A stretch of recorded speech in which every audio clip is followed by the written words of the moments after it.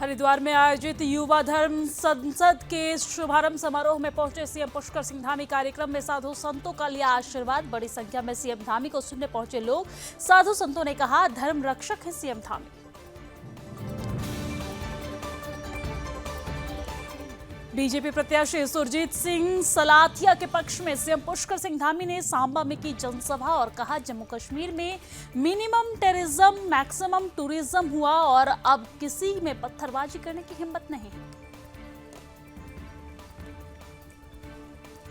मौसम विभाग ने भारी बारिश को लेकर किया रेड अलर्ट जारी। देहरादून समेत 13 जिलों में बारिश को लेकर अलर्ट जारी। पूरे प्रदेश में कई जिलों में आज स्कूल रहेंगे बंद। 1 से 12 तक की कक्षाओं के लिए अवकाश की घोषणा।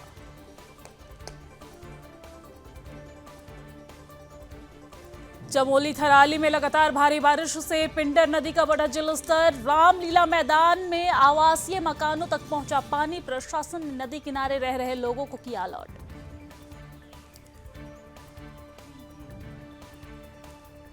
भारी बारिश से जोशीमठ में सुरई टोटा लाता मार्ग हुआ अवरुद्ध। मार्ग में फंसे 13 गाड़ियां और 47 यात्री। एसटीएफ ने फंसे 3 यात्रियों को किया रेस्क्यू। शेष यात्रियों को सुरक्षित स्थान पर भेजा।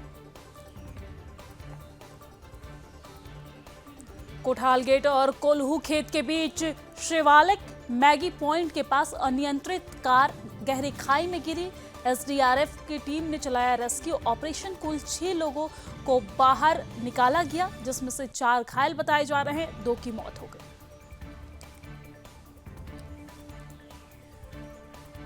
देहरादून डीएम ने तहसील कार्यालय का किया औचक निरीक्षण। अनुपस्थित कर्मचारियों के 1 दिन के वेतन काटने के निर्देश दिए और अधिकारियों को कहा, आम जनता की सुविधाओं को और अधिक बेहतर बनाएं।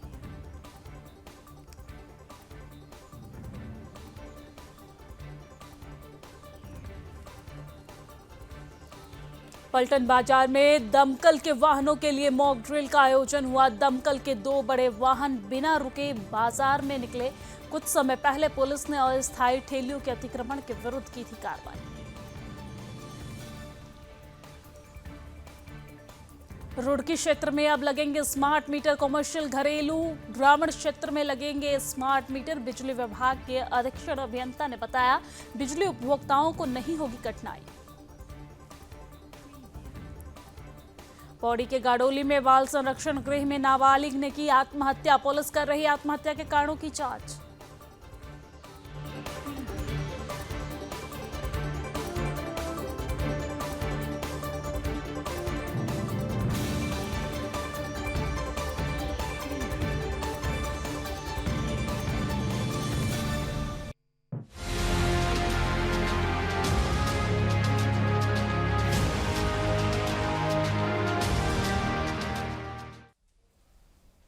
नमस्कार, सुदर्शन न्यूज पर अपना उत्तराखंड देख रहे हैं आप। मैं हूं आपके साथ दिव्या सिंह। चलिए आपको सीधा लिए चलते हैं हरिद्वार, जहां पर मुख्यमंत्री पुष्कर सिंह धामी क्या कुछ कह रहे हैं, सुनवाते हैं आपको। योग को घर घर का और पूरी दुनिया का योग बनाने का काम किया है। ऐसे पूज्य स्वामी रामदेव जी, और जिनका अभी हम सब लोगों ने बहुत ही सारगर्भित और पूरा विषय वस्तु से भरा हुआ उद्बोधन सुना। श्री राम जन्मभूमि तीर्थ क्षेत्र के ट्रस्ट के महासचिव आदरणीय चंपत राय जी, और जिनके संयोजन में ये शानदार कार्यक्रम आप सब और हम सब जिसमें सहभागी बन रहे हैं, ऐसे आचार्य मिथिलेश नंदिनी शरण जी, सामने बैठे हुए आदरणीय राजेंद्र पंकज जी, भारतीय जनता पार्टी के जिलाध्यक्ष श्री शोभाराम प्रजापति जी, विधायक रुड़की श्री प्रदीप बत्रा जी, जिला पंचायत के अध्यक्ष श्री किरण चौधरी जी, पूर्व विधायक श्री सुरेश राठौर जी, श्री रविंद्र पन्याला जी, एवं आए हुए सभी हमारे अतिथिगण, सभी विद्वानगण, सभी धर्म प्रेमी, और जिनके लिए ये आज इतना शानदार कार्यक्रम आयोजित हो रहा है, ऐसे मेरे युवा भाइयों एवं बहनों, उपस्थित पत्रकार मित्रों एवं छायाकार बंधुओं, मैं सबसे पहले तो राष्ट्र निर्माण का लक्ष्य लेकर देश की युवा शक्ति को सही दिशा देने के उद्देश्य से आयोजित हो रही इस धर्म संसद में उपस्थित आप सभी महानुभाव तथा समस्त युवा शक्ति का मां गंगा के इस शहर हरिद्वार और देवभूमि उत्तराखंड पधारने पर मैं आप सबका अपनी ओर से हार्दिक स्वागत करता हूं, आप सबका अभिनंदन करता हूं। आज सच में आप सबके बीच में इस ऐतिहासिक कार्यक्रम में शामिल होकर मुझे भी अपने विद्यार्थी जीवन की याद आ रही है, उसका स्मरण हो रहा है और आदरणीय चंपत जी का उद्बोधन सुन के बहुत सारी प्रेरणा मिल रही है कि किस प्रकार से स्वामी विवेकानंद जी ने शिकागो की धर्म संसद में किस प्रकार से वहां अपना उद्बोधन दिया था और हम सब के लिए किस प्रकार की प्रेरणा वो आगे के मार्ग के लिए जो हमारे लिए पाथे का काम करेगी। भाइयों बहनों, 11 सितंबर 1893 जिसके बारे में अभी आदरणीय चंपत जी ने यहाँ बहुत विस्तार से बताया, स्वामी विवेकानंद जी के द्वारा अमेरिका में शिकागो में दिए गए उद्बोधन को आधार मानकर यह कार्यक्रम आयोजित हो रहा है, जिसमें निश्चित रूप से हमारे देश की युवा शक्ति को राष्ट्र निर्माण में अपना योगदान किस प्रकार से सुनिश्चित करना है, यह संसद निश्चित रूप से उस दिशा में हम सबको प्रेरित करेगी। और इस कार्यक्रम के लिए पूज्य स्वामी जी का, अयोध्यावासी मिथिलेश नंदिनी शरण जी का और उनकी पूरी टीम का मैं जितनी सराहना करूं उतनी कम है। मैं क्योंकि ये संस्था हमारे समाज में निष्ठावान एवं जागरूक युवाओं के चरित्र निर्माण के लिए अनेक वर्षों से काम कर रही है। अनेक इस प्रकार के प्रयास पहले भी किए गए हैं, जैसा आप सभी जानते हैं, और आप सब में से बहुत सारे लोगों को बहुत सारे कार्यक्रमों में इनमें सहभाग करने का अवसर मिला होगा। भाइयों बहनों, हम सभी जानते हैं कि आज हमारे आदरणीय प्रधानमंत्री नरेंद्र मोदी जी के नेतृत्व में आज भारतीय संस्कृति को संपूर्ण विश्व के अंदर पहचान मिल रही है।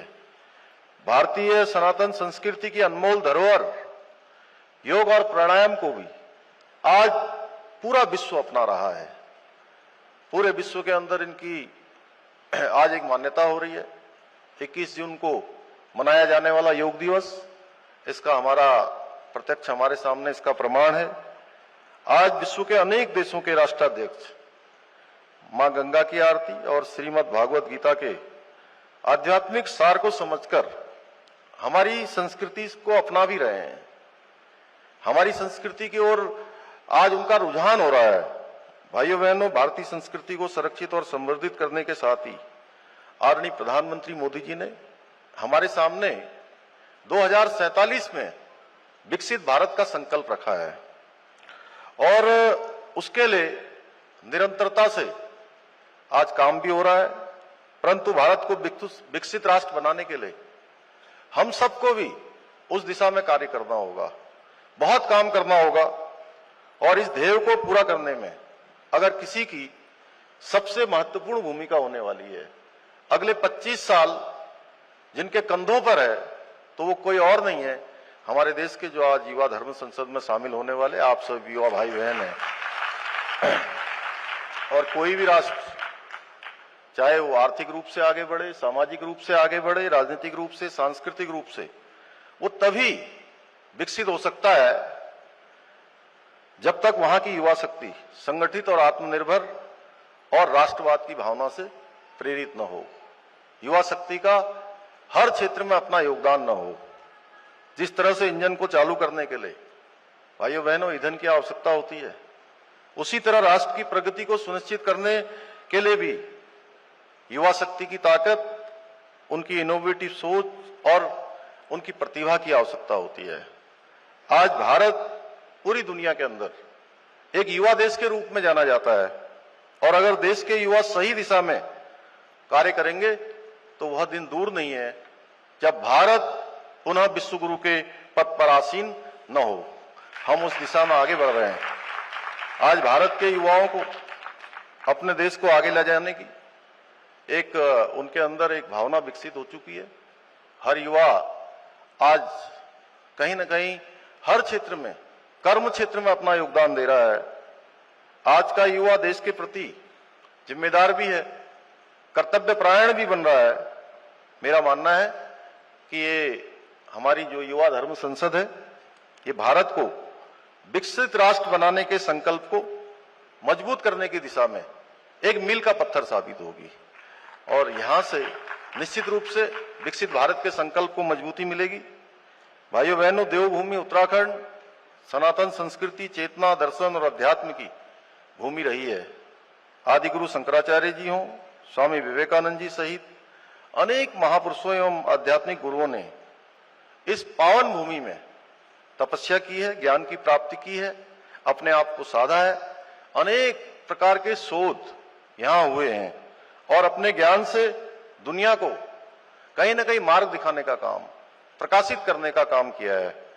हमारी सरकार उत्तराखंड के अंदर देवभूमि की जो धार्मिक एवं सांस्कृतिक विरासत है उसको संरक्षित करने के लिए, उसको आगे बढ़ाने के लिए निरंतरता से काम कर रही है। मुझे ये बताते तो हरिद्वार से मुख्यमंत्री पुष्कर सिंह धामी को सुन रहे थे आप। चलिए आगे बढ़ते हैं। मुख्यमंत्री पुष्कर सिंह धामी ने सांबा यानी कि जम्मू कश्मीर के सांबा में बीजेपी प्रत्याशी सुरजीत सिंह सलाथिया के पक्ष में आयोजित जनसभा को संबोधित किया।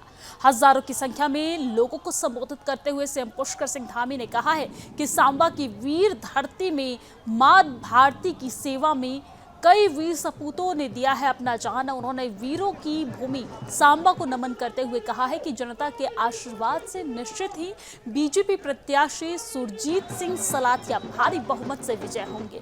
ये चुनाव जम्मू कश्मीर प्रदेश को विकास की नई ऊंचाइयों पर ले जाने का चुनाव है। उन्होंने जनता से आगामी 1 अक्टूबर को कमल के फूल पर वोट देकर पूरे प्रदेश में डबल इंजन की सरकार बनाने का आग्रह किया है। साथ ही कहा है कि प्रधानमंत्री नरेंद्र मोदी ने श्यामा प्रसाद मुखर्जी की एक देश, एक विधान और एक निशान की कल्पना को साकार किया है। पीएम मोदी के नेतृत्व में धारा 370 को समाप्त कर एकीकृत भारत के सपने को अंजाम तक पहुंचाने का काम किया गया है। धारा 370 समाप्त होने से पहले पत्थरबाज आतंकवादी कश्मीर में हावी थे। इन लोगों ने लगातार देश की तरक्की रोकने का कार्य किया, पर केंद्र की बीजेपी सरकार में जम्मू कश्मीर के अंदर मिनिमम टेररिज्म और मैक्सिमम टूरिज्म को बढ़ावा दिया है। आज जम्मू कश्मीर में पत्थरबाजी की घटनाएं पूर्ण रूप से बंद हो गई है और इस बार का चुनाव बहुत ही ऐतिहासिक होने वाला है। आजादी के बाद पहली बार जम्मू कश्मीर के लोग 2 झंडे 2 संविधान के नीचे नहीं बल्कि तिरंगे के नीचे बाबा अंबेडकर के संविधान के आधार पर मतदान करेंगे। पहले कश्मीर में 10% मतदान होता था, लेकिन लोकसभा चुनाव 2024 में ये बढ़कर 58% मतदान हुआ है। जम्मू कश्मीर में विकास की नई राह खुली है। शिक्षा, स्वास्थ्य, कनेक्टिविटी, इंफ्रास्ट्रक्चर को मजबूत करने की दिशा में अनेक कार्य हो रहे हैं। आज घाटी में IIT, IIM के साथ ही कई कॉलेज का निर्माण भी हुआ है। अब युवाओं के हाथ में हथियार नहीं हुनर है। 2019 के बाद से 30,000 युवाओं को रोजगार मिल चुका है। साथ ही साथ QJ 17,000 करोड़ की जो विदेशी निवेश है वो बढ़ा है। आपको बता दें कि आज प्रधानमंत्री नरेंद्र मोदी की प्राथमिकता में जम्मू कश्मीर का विकास है। पहले बाबा अमरनाथ की यात्रा के समय आतंकवाद का साया हुआ करता था, लेकिन अब 5 लाख से अधिक लोगों ने बाबा अमरनाथ के दर्शन किए हैं। ये नया जम्मू कश्मीर है जिसका हमें लंबे समय से इंतजार रहा है। मुख्यमंत्री पुष्कर सिंह धामी ने आगे कहा है कि कांग्रेस की सरकार में तत्कालीन गृह मंत्री को कश्मीर में आने से डर लगता था और उन्होंने ये भी कहा कि कांग्रेस के शहजादे अगर आज कश्मीर के अंदर आ पा रहे हैं तो इसका श्रेय भी प्रधानमंत्री नरेंद्र मोदी को जाता है।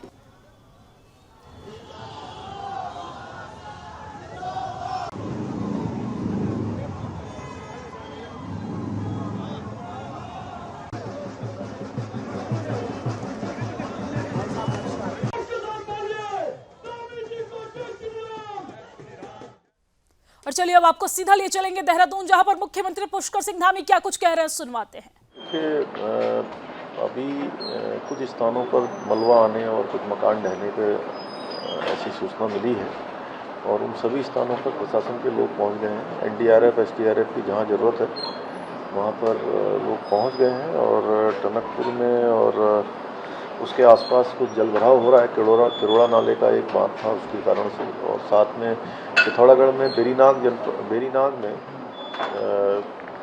6 मकान मलबे की चपेट में आए हैं। एक सरकारी भवन भी आया है। उन स्थानों पर भी तत्काल शासन की टीम पहुंच गई है। यमुनोत्री गंगोत्री में 7,000 के लगभग यात्री भी हैं और सभी ठीक प्रकार से अभी वहां पर यात्रा हो रही है। हेमकुंड साहब में भी यात्री हैं और बद्रीनाथ जी में भी हैं। जहाँ जहाँ मार्ग अवरुद्ध होने की संभावना है वहाँ पर पहले से ही प्रशासन को कहा गया है कि सभी व्यवस्थाएं, क्योंकि यात्रा में चलने वाले बच्चे हैं, अस्वस्थ लोग हैं, बुजुर्ग हैं, उनको खाने पीने का प्रबंध, दवाइयों का प्रबंध, ये सब करें और सभी लोग एक दूसरे से कोऑर्डिनेशन बना के रखें, लगातार संपर्क में रहें, क्योंकि अगले 24 घंटे अभी अलर्ट है और इस अलर्ट में सभी को सावधानी रखनी है। जहाँ भी ज़रूरत हो वहाँ पर प्रशासन के लोगों को सहयोग करना है और हर दृष्टि से आपदा का जो प्रभाव है कम करना है। आपदा पीड़ितों को हर संभव सहायता करनी है और जहाँ पर रास्ते बंद हो गए उन रास्तों को खोलने के लिए, जैसे कि नेशनल हाईवे भी कुछ स्थानों पर बंद हो गए हैं, भूस्खलन आ गया है, कहीं पर पत्थर आ गए हैं, तो उनको हटाने की कार्रवाई चल रही है और अगले 24 घंटे में स्थिति सामान्य होने की पूरी उम्मीद है।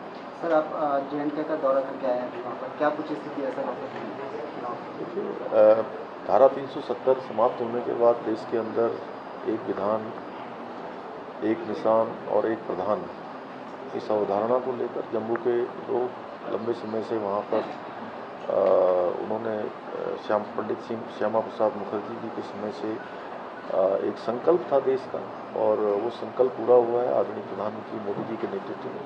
तो पहली बार जम्मू और कश्मीर के लोगों के लिए एक ऐसा अवसर आया है कि जब पूरे देश की तरह जो है जम्मू के अंदर भी चुनाव हो रहे हैं, उसको लेकर लोगों में उत्साह है और पिछले लोकसभा के चुनाव में भी 58% वहाँ पर मतदान इस बात को दर्शाता है कि लोकतंत्र के प्रति लोगों की वहाँ गहरी रुचि है, गहरी आस्था है और इस बार के चुनाव में निश्चित रूप से जम्मू के लोग विकास को चुनेंगे, क्योंकि धारा 370 समाप्त होने के बाद वहाँ पत्थरबाजी की घटनाएं समाप्त हुई हैं। लोगों का, आतंकवादियों का, अलगाववादियों का, जिहादियों का जो एक लोगों में भय होता था वो भय समाप्त हुआ है और मिनिमम टेररिज्म और मैक्सिमम टूरिज्म वहाँ पर हुआ है। और भारतीय जनता पार्टी माननीय प्रधानमंत्री मोदी जी के नेतृत्व में हमेशा से जो है, जो पंडित श्यामा प्रसाद जी का सपना था, संकल्प था, उसको पूरा कर रही है। जबकि दूसरी पार्टियां वहाँ पर नेशनल कॉन्फ्रेंस है, पीडीपी है, कांग्रेस है, वो हमेशा उन तत्वों के साथ है जो वहाँ पर धारा 370 को फिर से बहाल करने की बात करते हैं, जो कि वो कर नहीं सकते। इसी प्रकार पाकिस्तान से जो है व्यापार बढ़ाने की, वार्ता करने की बात करते हैं, बिना शांति हुए, बिना पाकिस्तान सब जो विघटनकारी ताकतों को बढ़ावा देता है, जब तक उसको रोकेगा नहीं तब तक जो है इस प्रकार की वार्ताओं का कोई मतलब नहीं है। वहाँ पर शंकराचार्य पर्वत का नाम वो कहते हैं हम सुलेमान पर्वत रख देंगे। इस प्रकार के अनेक काम हैं जो जम्मू कश्मीर की जनता इस बार मैं समझता हूँ शांति चुनेगी और विकास चुनेगी। सर, युवा धर्म संसद में भी आप होकर आए, देश में कई मुद्दे चल रहे हैं, युवाओं ने कोई बात रखी, खासतौर पर किस तरह के मुद्दे हैं, कुछ बातें हैं? देखिए, पूरे देश की तरुणाई यहाँ एकत्र हुई है और स्वामी विवेकानंद जी से प्रेरणा लेकर युवा धर्म संसद जो शिकागो में विवेकानंद जी ने जो भाषण दिया था, उसी से प्रेरित होकर युवा संसद देश के अनेक प्रकल्पों में अपना योगदान देगी और युवा जो है विभिन्न क्षेत्रों में जाके देश की तरक्की में, देश के सामने आने वाली चुनौतियों का और साथ में जो विकसित भारत का संकल्प है, उसमें युवा नौजवानों की भूमिका बहुत महत्वपूर्ण होने वाली है। इसलिए इस युवा धर्म संसद ऐसे समय में हो रही है जब देश को आज नौजवानों की आवश्यकता है और किसी भी देश की रीढ़ युवा नौजवान होते हैं। क्या कोई भी देश राजनीतिक रूप से, सांस्कृतिक रूप से, आर्थिक रूप से कितना आगे बढ़ेगा, कितना समृद्ध होगा, वो हमारे नौजवान युवाओं पर निर्भर करता है और भारत को युवा देश कहा जाता है। इसलिए ये अमृत काल में युवा नौजवान इस धर्म संसद से प्रेरित होकर यहाँ से ऊर्जा लेकर विभिन्न क्षेत्रों में अपना योगदान देश को बढ़ाने में देंगे।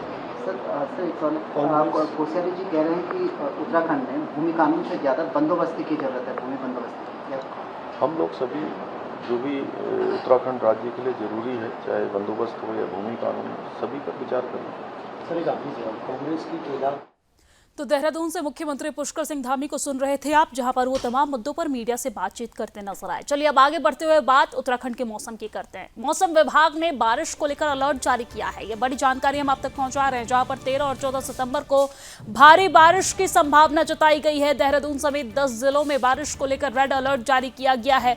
उत्तरकाशी, टिहरी, रुद्रप्रयाग में ऑरेंज अलर्ट जारी किया गया है। पूरे प्रदेश में कई जिलों में आज स्कूल बंद रहने का ऐलान भी किया गया है। आपको बता दें कि 1 से 12 तक की कक्षाओं के लिए अवकाश की घोषणा की गई है, अवकाश का ऐलान किया गया है। राज्य आपदा प्रबंधन प्राधिकरण ने डीएम को निर्देश दिए, जिसके बाद स्कूल बंद की घोषणा की गई। पहाड़ी जिलों में भूस्खलन देखते हुए सावधानी बरतें। ये तमाम जो बातें हैं वो आपदा प्रबंधन विभाग की तरफ से जिलाधिकारी को कही गई है। उत्तराखंड में एक बार फिर मौसम विभाग ने भारी बारिश को लेकर अलर्ट जारी किया है।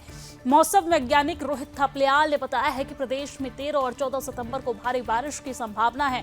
उन्होंने ये भी बताया है कि देहरादून, हरिद्वार, पौड़ी, चमोली, बागेश्वर, नैनीताल, चंपावत, अल्मोड़ा, पिथौरागढ़ और यूएस नगर के लिए रेड अलर्ट, जबकि उत्तरकाशी, टिहरी, रुद्रप्रयाग के लिए ऑरेंज अलर्ट जारी किया गया है। वहीं मौसम विभाग के भारी बारिश के अलर्ट को देखते हुए शुक्रवार के लिए प्रदेश भर में कक्षा 1 से 12 तक के सभी सरकारी और निजी विद्यालय, आंगनबाड़ी और मिनी आंगनबाड़ी केंद्रों में अवकाश की घोषणा कर दी गई है।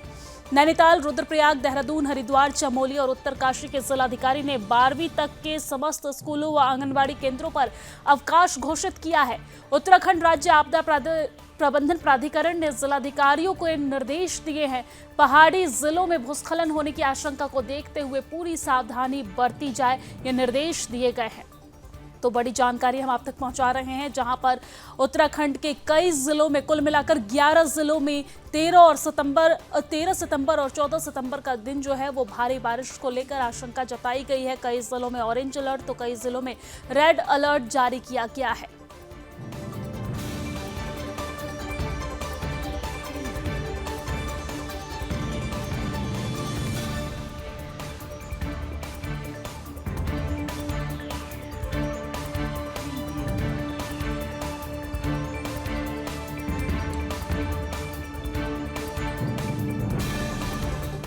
मध्यम वर्षा तो रहेगी, लेकिन चेतावनी की बात करें तो जो लोअर कुमाऊं के डिस्ट्रिक्ट्स हैं या फिर पूरा कुमाऊं रीजन जैसे नैनीताल, चंपावत, उधम सिंह नगर या बागेश्वर, पिथौरागढ़, अल्मोड़ा है, ऐसी पौड़ी हो गया, चमोली हो गया और देहरादून, हरिद्वार, यहाँ पर कुछ स्थानों पे भारी से लेकर बहुत भारी वर्षा की संभावना है, जबकि कहीं कहीं अत्यंत भारी वर्षा भी मिल सकती है। मौसम विभाग के पूर्वानुमान के बाद बागेश्वर जिले में झमाझम बारिश हुई है। बारिश के दौरान ग्राम सभा गाजली के अशोक राम के आवासीय भवन की छत टूट गई है। आपको बता दें कि प्रशासन को सूचना मिलने पर बागेश्वर के नवनियुक्त जिलाधिकारी आशीष भटगाई ने खुद मोर्चा संभालते हुए आपदा प्रभावित से फोन पर बातचीत की है और साथ ही आपदा प्रभावित को हर संभव मदद का भरोसा भी दिलाया है। आपदा प्रभावित अशोक राम ग्राम सभा गाजली ने जिलाधिकारी बागेश्वर आशीष भटगाई से फोन पर हुई बातचीत को मीडिया से अपनी आप बीती साझा की है।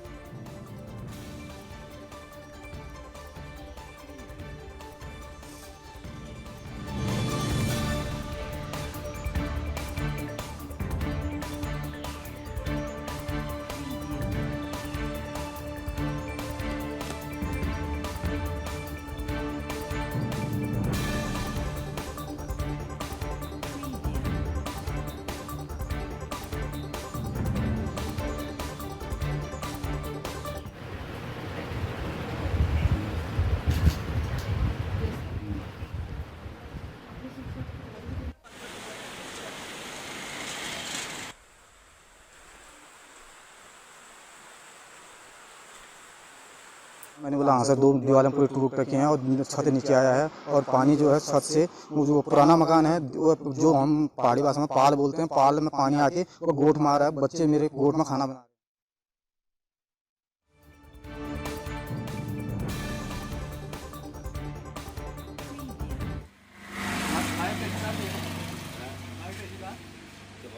आके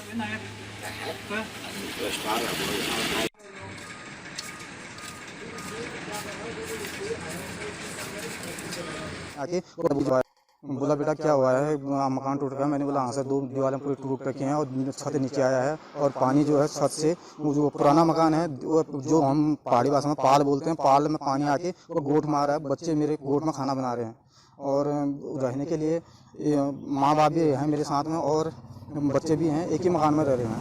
वो भी भाई का मकान है, भाई ने चाबी लगा रखी थी। भाई तो दोनों बागेश्वर में रहते हैं पर उन्हें चाबी लगा रही है, उनको मांग रखा है मैंने कुछ दिनों के लिए।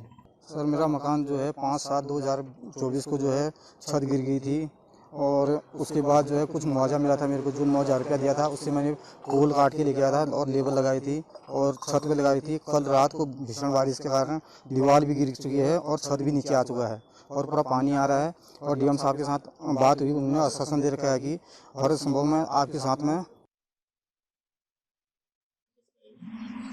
साथ ही गवर्नमेंट की जितनी भी कल्याणकारी योजनाएं हैं उनका लाभ जो है अंतिम व्यक्ति तक पहुंचे और त्वरित गति से समस्या का निस्तारण होने समय पर जो भी लाभ सरकार की तरफ से मिल रहा है। जिलाधिकारी के रूप में मेरी पहली पोस्टिंग है। मैं बैचलर ऑफ इंजीनियरिंग मैंने कृषि और उत्तराखंड सिविल एविएशन के पद पर भी रह चुका हूँ। एडीएम उधम सिंह नगर एडीएम चमोली के पद पर रह चुका हूँ। जनरल मैनेजर का डिपार्टमेंट हो और जो भी अपनी हमारे द्वारा की जाती स्कीम्स है उनकी हम लगातार समीक्षा करेंगे ताकि आम जनमानस को इसका लाभ एजुकेशन के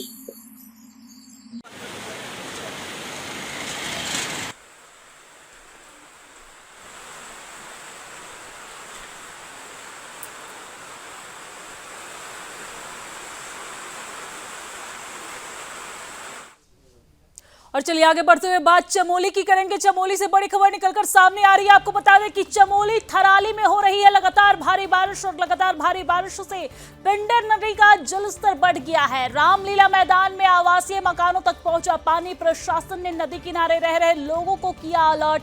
नदी किनारे रहने वालों से सुरक्षित रहने की अपील की गई है। आपको जानकारी दे दें कि पुलिस लगातार सायरन बजाकर लोगों से अपील कर रही है, लोगों को अलर्ट कर रहे हैं। आपको बता दें पिंडर नदी के जलस्तर और ज्यादा बढ़ने की संभावना जताई गई है। तो ये बड़ी जानकारी हम आप तक चमोली से पहुंचा रहे हैं। चमोली के थराली में लगातार भारी बारिश होने की वजह से नदी का जलस्तर बढ़ गया है। रामलीला मैदान से आवासीय मकानों तक पानी का स्तर जो है वो पहुंच रहा है, पानी पहुंच रहा है। प्रशासन ने नदी किनारे रह रहे लोगों से अलर्ट रहने की अपील की है। आपको ये जानकारी दे दें कि नदी किनारे रहने वालों से सुरक्षित रहने की अपील पुलिस प्रशासन के द्वारा लगातार की जा रही है। जैसा कि आप सुन भी रहे हैं कि यहाँ पर सायरन बजाकर लोगों से अलर्ट रहने की अपील की जा रही है। पुलिस प्रशासन द्वारा लगातार यहाँ पर सायरन बजाकर लोगों से अलर्ट रहने की अपील की जा रही है। पिंडर नदी का जलस्तर बढ़ गया है और भी ज्यादा जलस्तर बढ़ने की संभावना है। यही वजह है कि नदी किनारे रह रहे लोगों से अलर्ट रहने की अपील की गई है। बड़ी जानकारी आप तक चमोली से पहुंचा रहे हैं, जहां पर चमोली के थराली में लगातार भारी बारिश हो रही है। हालांकि आपको ये जानकारी दे दें कि 11 सितंबर से लेकर 14 सितंबर तक मौसम विभाग के द्वारा भारी बारिश को लेकर अलर्ट जारी किया गया है। अगर चमोली की बात करें तो चमोली में भी ऑरेंज अलर्ट जारी है। हालांकि देहरादून में रेड अलर्ट जारी है। लगातार बारिश का दौर जारी है, जिसकी वजह से नदी का जलस्तर बढ़ गया है और पुलिस प्रशासन के द्वारा लोगों से अपील की जा रही है। नदी के किनारे रह रहे लोगों से सतर्क रहने की, अलर्ट रहने की अपील की जा रही है। इसी के साथ अपना उत्तराखंड की खबरों में फिलहाल इतना ही। देश और दुनिया की तमाम खबरों के लिए आप देखते रहिए सुदर्शन न्यूज। जय हिंद।